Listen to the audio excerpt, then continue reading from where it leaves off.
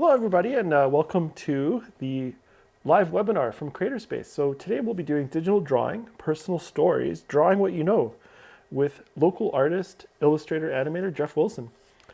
My name is Tom Sternad. I'm the lead digital artist of the Creatorspace, and I want to welcome everyone to this exciting webinar today. I want to thank all our partners in making this project possible. So we have the Canada Council for the Arts, and we have our library partners, the Blue Mountains Public Library, Collingwood Public Library, and Wasaga Beach Public Library. Now, Jeff will be going over some stuff with on an iPad as well, and if you haven't checked out our past sessions, you can access these through our website and our YouTube channel. So it's tbmcs.ca. That's our quick, simple way to get to the website. And then the YouTube channel has a bunch of stuff on digital cartooning, drawing. There's an anatomy section that Jeff did, a 4-part series. So I really encourage everyone to check those out. And events.tbmcs.ca, you can check out upcoming webinars. So please sign up for those too. We have more coming up. We have an ongoing desktop publishing session as well. So you can learn how to take your drawings or whatever you're working on and potentially make it into a book or to print some of it for the wall and that kind of stuff. So yeah, really want to encourage everyone to look at that. Now, in terms of technology, you can access some of the iPads with ProCreate software at the Blue Mountains Public Library. So we have an iPad Pro there that you can access with the library card. So definitely check that out. There's a ton of resources on that. So yeah, so in terms of Jeff has a great background in animation, illustration, and cartooning, and he's a locally based artist here in the South Georgian Bay area.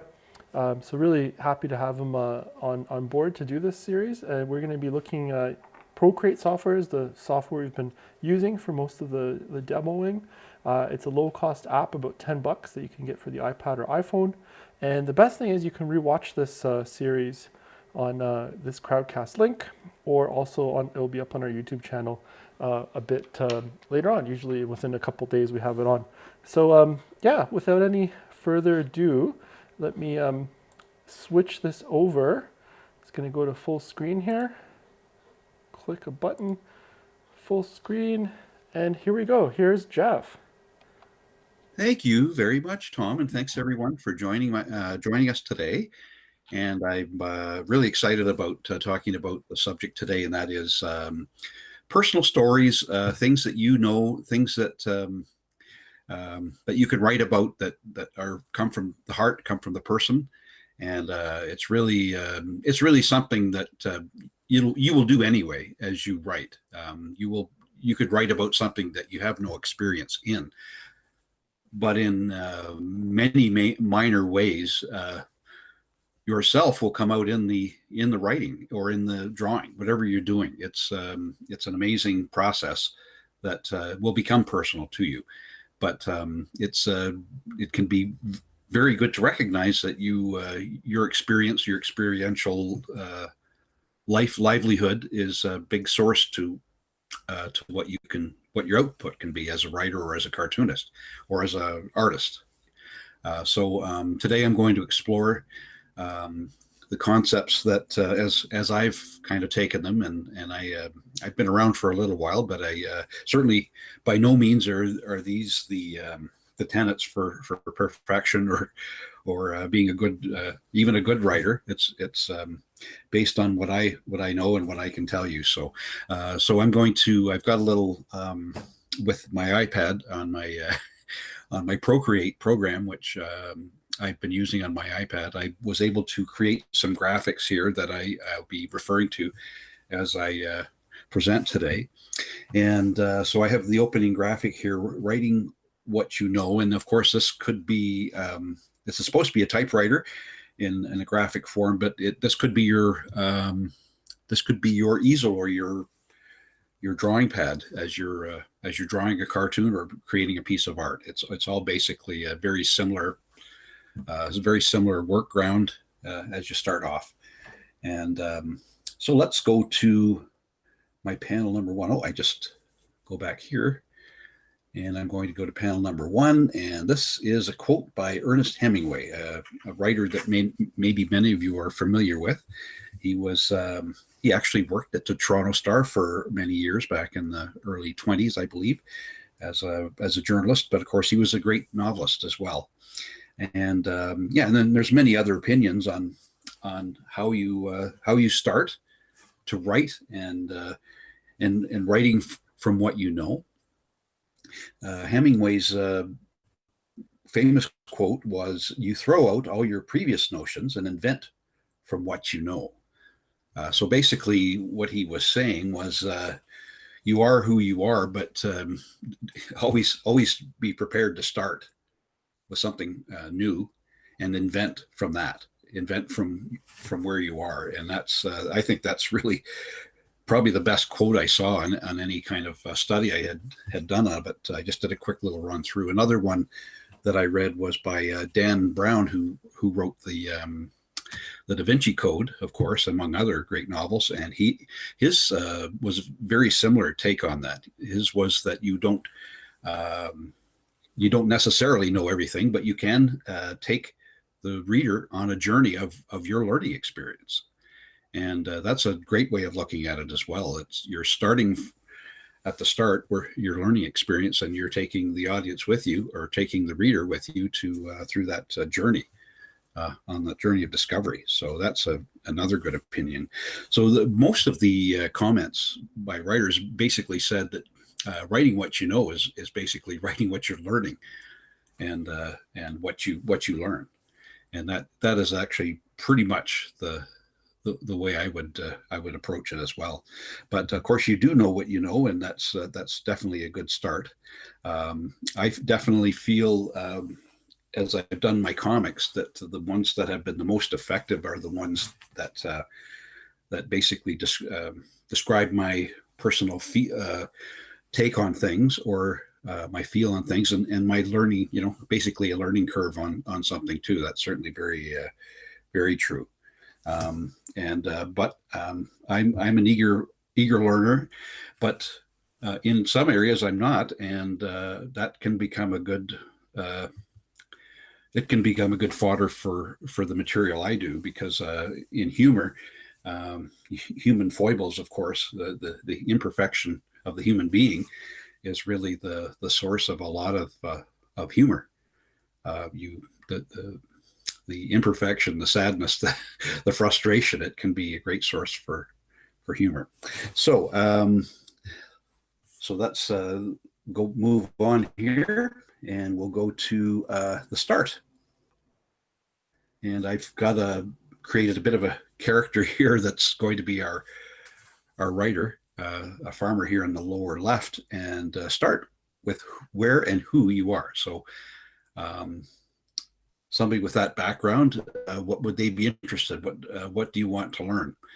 And then on the top right, we have the picture of the astronaut walking on the surface of a planet, or the moon, presumably. So that's kind of a good starting point. Who are you? What do you know? And what do you want to know beyond this? And that can be a very good start for something like, I know, as a child growing up on a farm, that was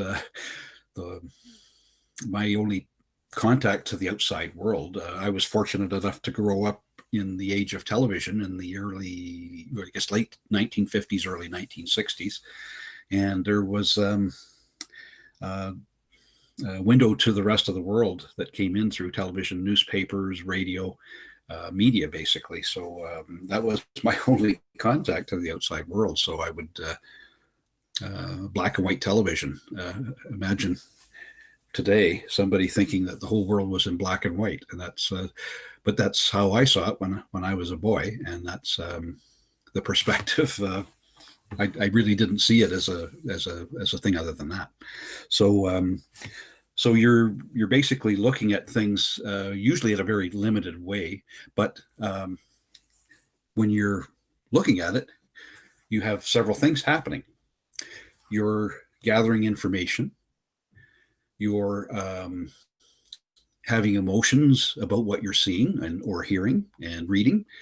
So there's an experiential side to it too, which is very important to writing and to cartooning and everything that creative that you're doing, art, painting, art, illustration, whatever, what have you.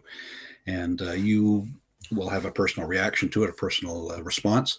So that's an important thing as well. And basically the desire to learn more, obviously the depth, the creating, finding a way to get more depth and more information to fulfill that view, basically, because it is a limited view, as I say, and any view we have, even today with the great tool of the internet and the World Wide Web and social media. As powerful as all that is, and as very all-encompassing as all that is, there are limits to it. So that's part of your chore as well, is to fill in the blanks, get the full story, get the full truth, instead of just the limited truth that you're seeing through the media. And in it, as powerful as it is, and as all-encompassing as it is, there are limits to it. So. And of course, the exploring the full emotional gamut too. That's something that you're doing as you're experiencing it, and it's something that you can make part of your product, and your readers or your audience will certainly appreciate that, because that's if you're presenting it a certain way, they will probably share that with you. So let's move on to the next frame here. Now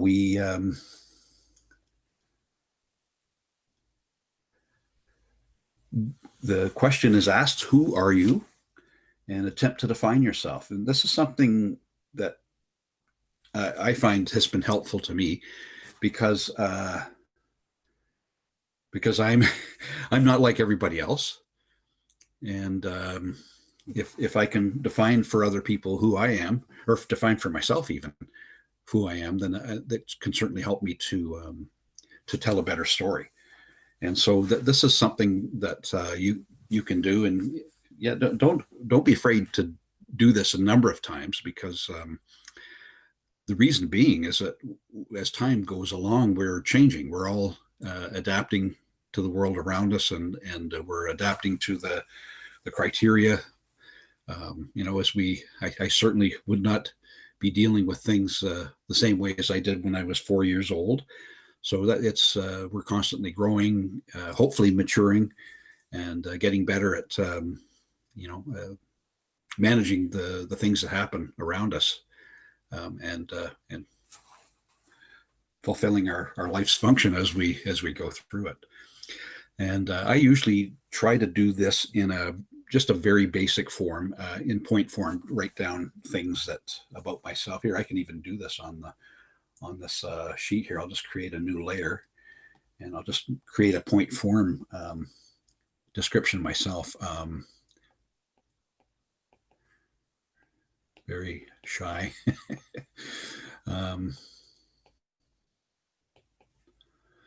Not talkative. And I wouldn't even worry if you were if you duplicate things, because just write it down as you see it. I'm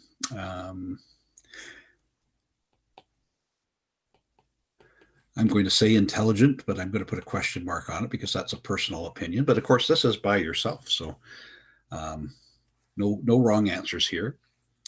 Let's see.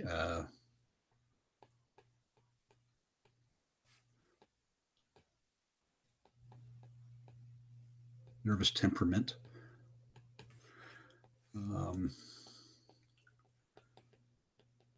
Artistic.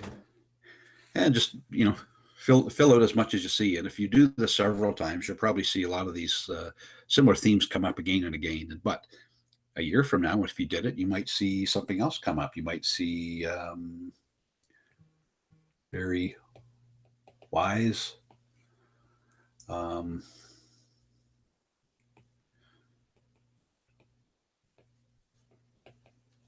old,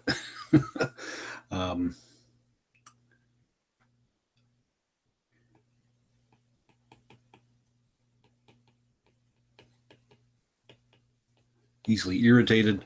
Little things like that could come out in your self um, diagnosis, if you will, and it's it's really helpful. It may not help in your story, but it'll kind of help you understand the direction that you can go in. If you know where you stand, you can know where you're going. You know where you're coming from to where you're going to. It's basically a roadmap to where you're heading.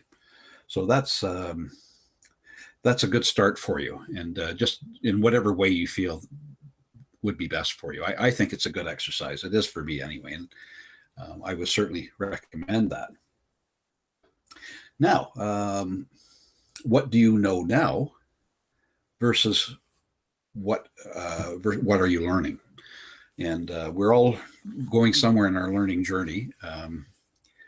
We're built that way. We're built as human beings. We're built to absorb what's going on around us and to deal with it and to cope with it in some way or to manage it in some way. Um, so that's a pretty normal thing too. And this is and in this form, I can just give you a couple of little points. Um, I am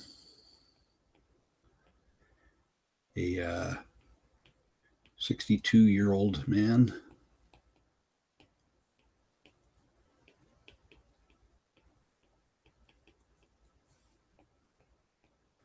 How to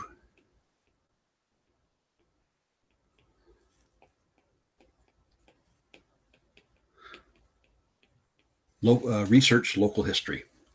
I'm a 62-year-old man learning how to research social history. That would be one thing, a personal thing for myself. And a year from now, I might be doing the same thing, and I might be saying, I am a 63-year-old man.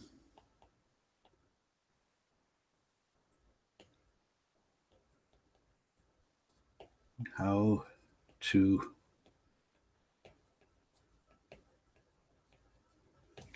bake bread. So maybe I'm going to write a book on a recipe book for baking bread, and that's the beginning of my journey, and that would actually be a very interesting journey for a lot of people because it's kind of late for a 63-year-old man to be learning how to bake bread. So there you go. It makes it a very interesting story to start with.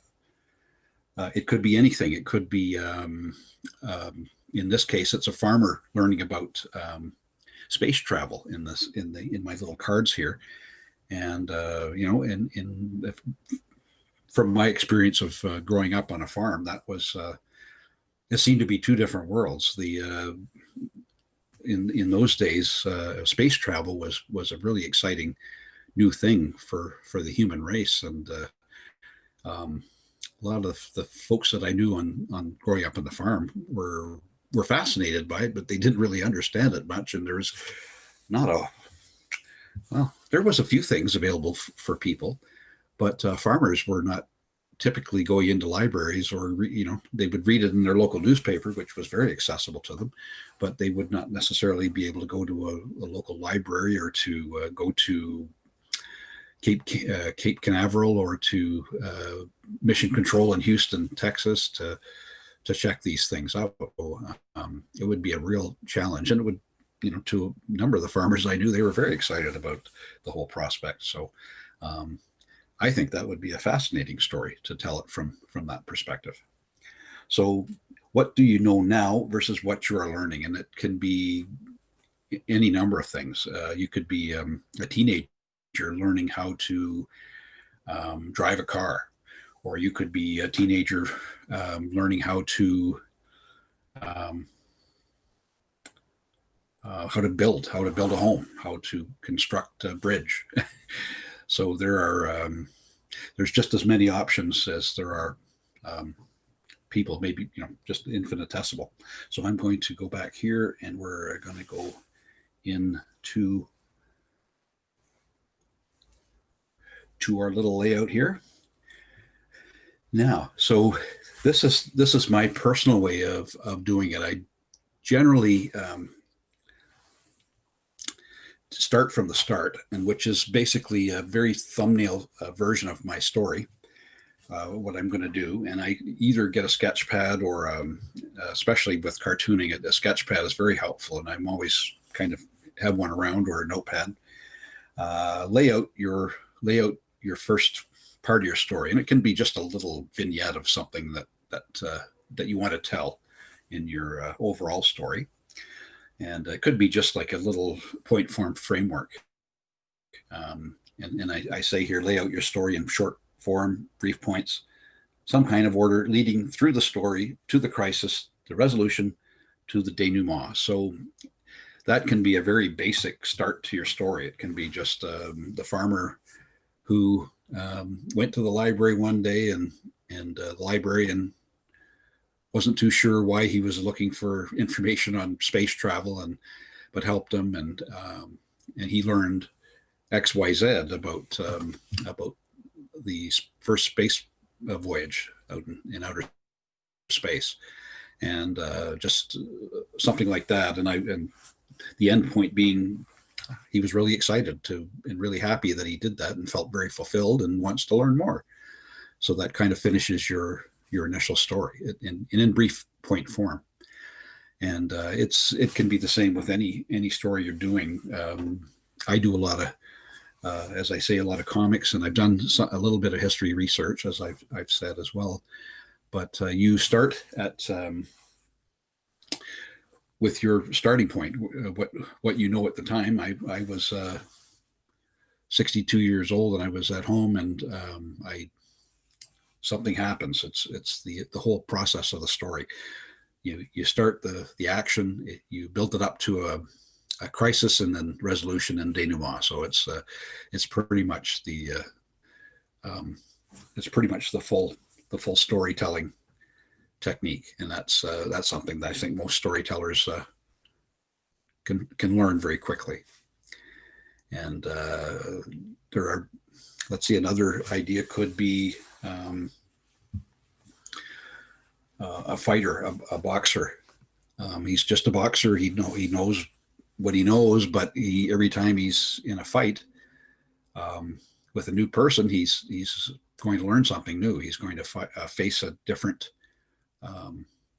things and learn something from it too. So it's that whole basis that you have to reach out, take risks. It may be a big risk, it may be a small risk, but the risk of reaching out to discover something new, and your struggles with it, your challenges, coming up with something, either creating something or learning something or achieving something, and then the resolution, what you prepared to do with that into the future. And that's if ever there was a description of the writing, the whole precept of writing, that would be it to me. So there you go. And it can be just start out in short form. You can write a whole story in a skeletal form, like the boxer walked into the ring.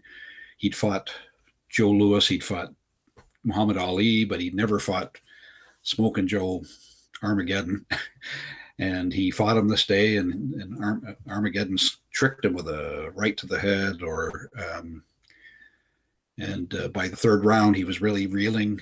And by the fourth round, he notices that Smoking Joe lowers his right hand at a certain point, and in the sixth round, he sees an opportunity, strikes him, and knocks him out, achieves the victory, and wins the fight, and resolves to. It becomes the champion of the world, and then resolves to maintain his title. It could be as simple as that, and it's not a bad story. Anyway, we'll continue on here, and let's go to the next point now. The inspiration is of course what creates any kind of writing. And our little graphic here that I'm showing with our farmer, he's got a cell phone, and he's writing on it. And I'll tell you, with the smartphones, they are terrific creative tools, and I find that I'm constantly putting notes on mine. Notepads are not plentiful these days, and even if they were, I would be using them a lot. But this farmer's using his cell phone, and he's got an inspiring idea, and he's writing it down on his notepad on the phone. And yeah, it can strike from anywhere. It can strike at any time. And for this farmer, it struck while he was probably out plowing the field, and he stopped his tractor, and he got somewhere where he could think, and completed this thought on by jotting it down. And that's something, as a writer or as a cartoonist, you can develop a regime for doing that. It's a good practice to be able to jot down your ideas very briefly, quickly, so that you can, when you come back to it, it'll be there. It can strike you when you're in bed sleeping. It can strike you when you're driving the car, when you're walking down the street, when you're in a conversation with someone, when you're watching, in a Zoom meeting with your family. If you can just jot it down quickly and preserve it for future reference. And it's a good practice. And if you have a chance to string several of these together and create a good story, that's always a good practice too. So the idea being that you may not get the full idea, but if you can get enough of a way to illustrate it for future reference, that's the key. And either a notepad or as I said, the smartphones or the cell phones are very good tools for this. It can strike from anywhere, and the prepared writer will be able to take it down and keep it for future reference, which is great. And one thing I would point out too is that when you do take it down, try to get as much information as you have time to, because sometimes I've done this during my sleep, where I've woken up at 2 a.m. and I've had a great idea for a comic strip that'd be so funny, and I wrote down 6 words, and I forgot to write down something, at least a word or two, to describe the situation. And I woke up the next day and looked at what I'd written down, and I thought, what did I eat before bed last night? It was ridiculous. And that's happened to me a number of times. So I've learned to, so I'm not grasping at straws later, to write down as much of the background as I can. And that's a good thing to keep in mind when you're doing that. But inspiration can strike from anywhere, and does, if you practice it. Okay, let's go back to our list here. Now, let's go to editing. In the writing process, it's an interesting process.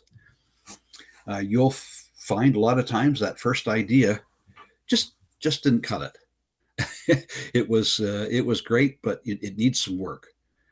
And as you get to be a better writer, you will. This will happen a lot. It's not a sign that you're a worse writer. It's a sign that you're a better writer, because you're getting a little more selective in the type of subject matter you want to do. So this is pretty common if you're doing writing, or especially writing comedy and comics like I do. You'll find that the first idea has a lot of potential, but it might not just have everything in it. I have the first example. It was a dark, stormy night, and pretty typical start for a piece. And that it's a pretty common piece to it. You hear it all the time, and you might say, well,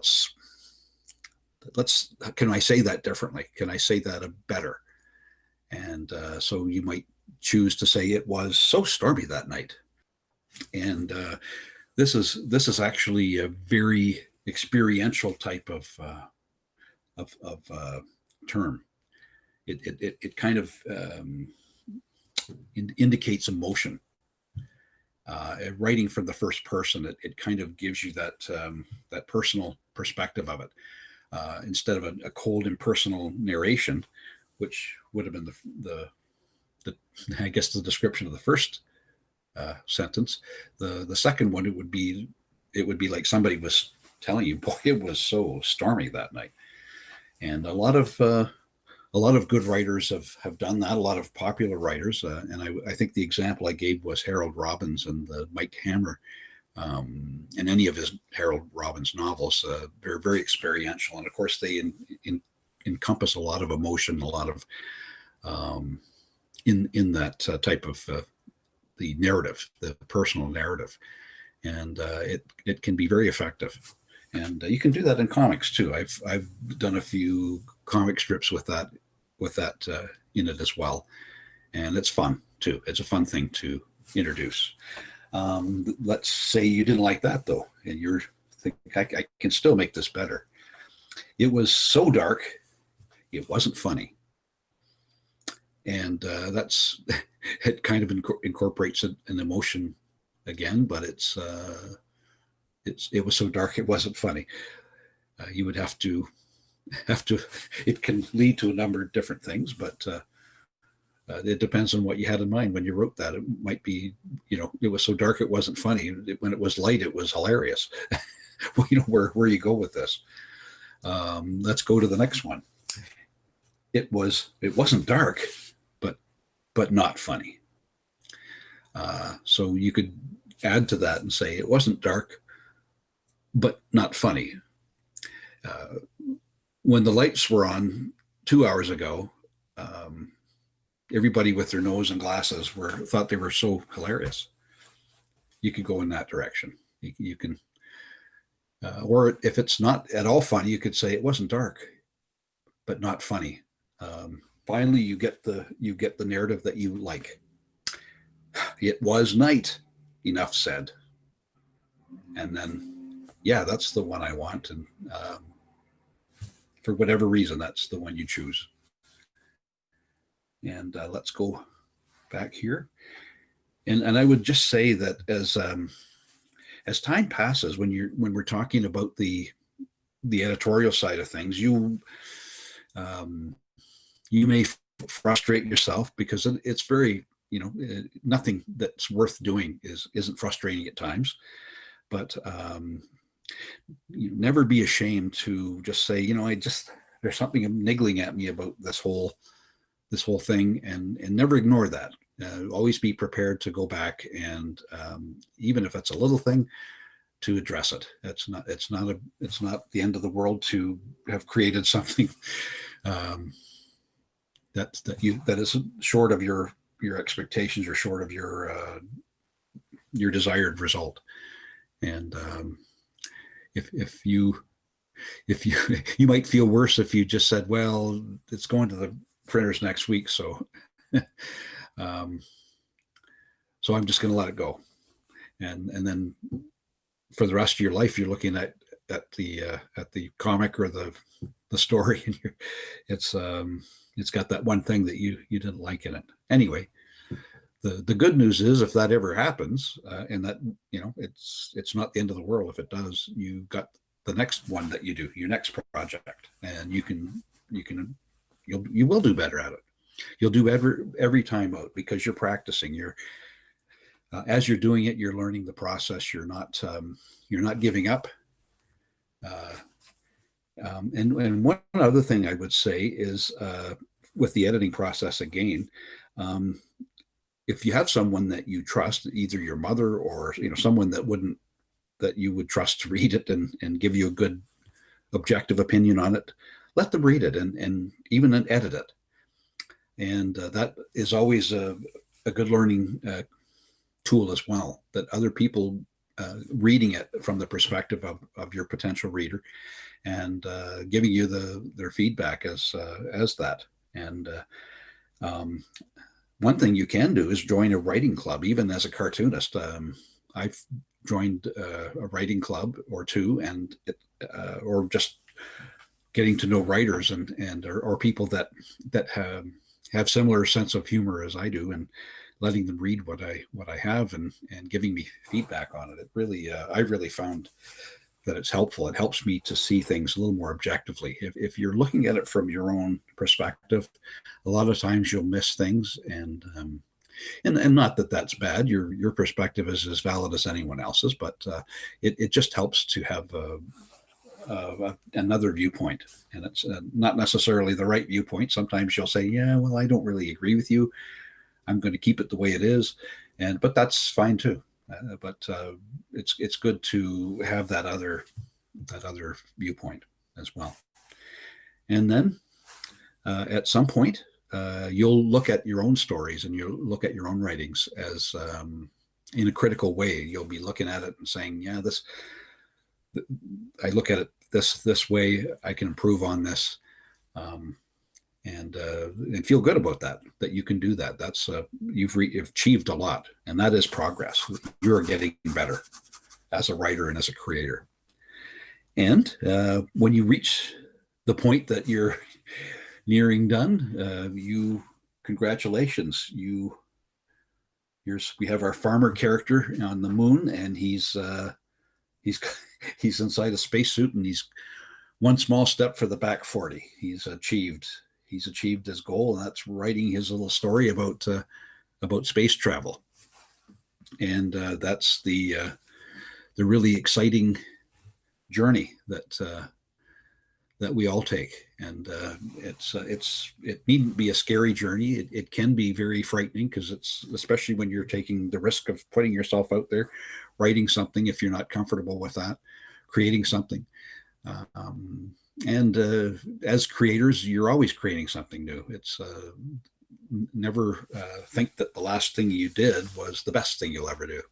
Always realize that the next possible thing you do will be the best, and very possibly can be. And with that, I'd say that's my version of the journey. And if you take this, you will see that you are writing the story inside you, and designing the cartoon or the piece of art inside you. So congratulations. And I think that's pretty much all I have to say, and I'd be happy to take any questions or comments. Perfect. Thanks, Jeff. I'm just checking on if there's any questions. But yeah, please let us know. You can use the question box there. Ask a question if you have any questions for Jeff. Jeff, maybe we can just talk about. I can ask you a couple questions. In terms of drawing what you know, and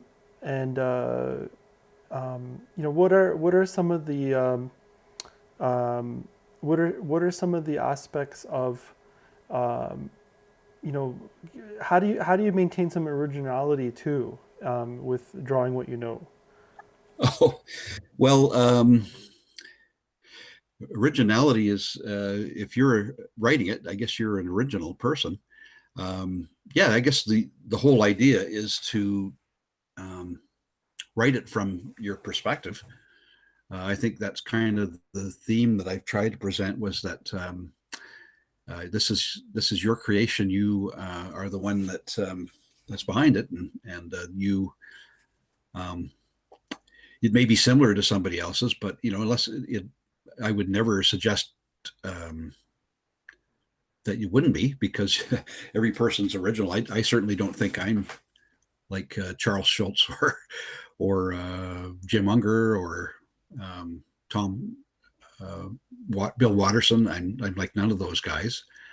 Although I admire their work, and I admire I study their work, and I kind of know how they put together their work, but that doesn't mean I'm not an original, and that doesn't mean just because I've learned some techniques from them doesn't mean that I'm plagiarizing their work. So I wouldn't worry that unless you are directly lifting somebody's work, I wouldn't worry about it too much. Your work is if you're doing it yourself, and you're doing the creative part of it yourself, you are being an original. Your work is always going to be similar to somebody's, and whether it'll be completely original or not, it will be, but that doesn't mean that we can't be inspired by somebody else. that we admire, and that's yeah. I don't think it's such a concern that that you're being original if you're doing everything um, from an original standpoint. You are doing it as an original. Um, the only way you wouldn't be is if you were deliberately lifting somebody's work, and that's of course I don't think that that's a good decision to make, and I don't think any of you would either. So um, I hope that answered the question, but I'm just concerned that somebody might think that it's not original. I'm just wondering why that would be a concern. Perfect. No, thanks, Jeff. Yeah, I think that was just more of kind of my one of my comments of, how do you keep things fresh, because sometimes obviously there will be a lot of common stories, and that's the whole thing. But I think, yeah, that's a great answer, because I think if you're adding your knowledge base, your own life stories to it, right? Like that's gonna keep it fresh and original and like that. But it's yeah, and the other question is, if you're drawing about what you know and potentially people have you ever faced any issues of someone saying, "Hey, wait a sec, that's me," like that kind of thing? Yeah, that's happened a couple of times. Yeah, because well, I grew up in a small town, and I did a comic strip for many years, The Average Farm, which had a lot of characters in it which were inspired by by local people. But what I tried to do was not create as many people as I knew, and tried to make composites, composite characters of general types of people, and so there would be a general look of maybe one person, but their personality might be the makeup of 6 or 7 other people that were similar, and so somebody might say, well, yeah, that kind of looks like me, but they do this, which I don't do, and that's kind of gets you off the hook in a way. You and it's fun. It's fun to do that. It's fun to create. I created a character who did a lot of things my late grandmother did, and she was actually the character was actually a composite of about 5 or 6 women that I knew that that were very similar, and I just kind of made their personality an amalgamation of these several people, and it was a lot of fun because you could introduce so many fun aspects from somebody uh, that was similar, but it wasn't one person, and yet they were created as a person that you get to know as a writer. You get to know, well, in this situation, this grandmother character will do this, and that's a lot of fun, and so. But yeah, it can happen that somebody will say that, but I never had anybody say that they were upset or they were displeased. In fact, they were honored that it was similar. It looked like them, but of course, the character was had a lot of different aspects that not they didn't have at all. So I hope that answered that one. Yeah, that's perfect, Jeff. Yeah, thanks. Yeah, and just a question. The So if you what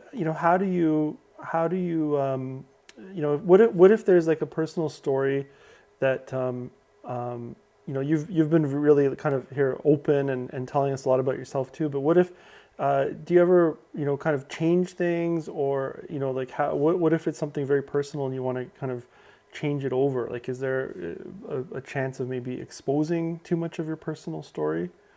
Oh, yes. Well, yeah. It certainly you shouldn't expose more than you're comfortable exposing. I mean, don't put yourself in a position where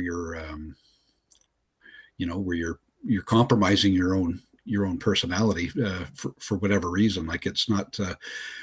It's basically sharing your experience, and as you learn to write, you'll probably learn how to manage that. It's not It's not something you should if it may be that you want to share something very personal because you think readers out there will resonate with it and will be able to, it'll help them, and that can happen too. But no, if it's something that you feel like, well, I just told everybody that I'm a bedwetter in my comic strip, and I'm not comfortable with doing that, but it's true, I better do it.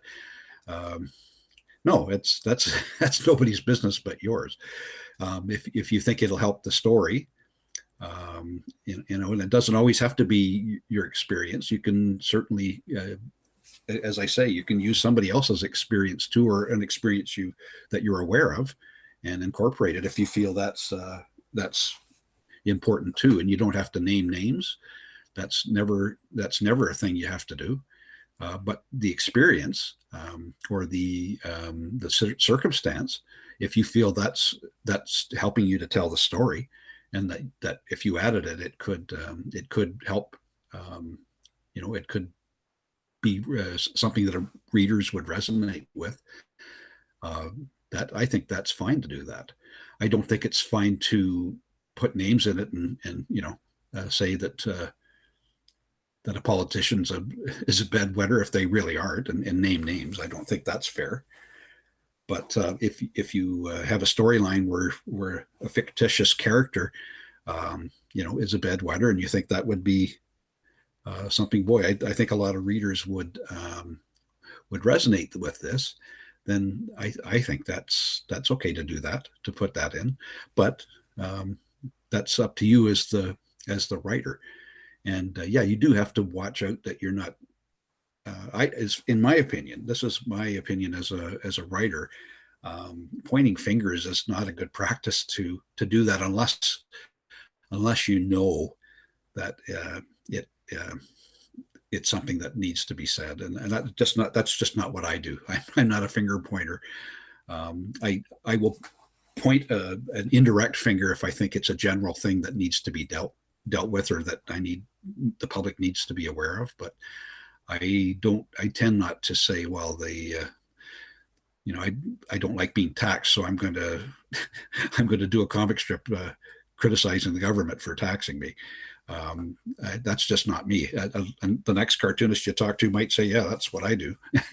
So that's a bit of a personal answer, but and I don't know if it answers the question, but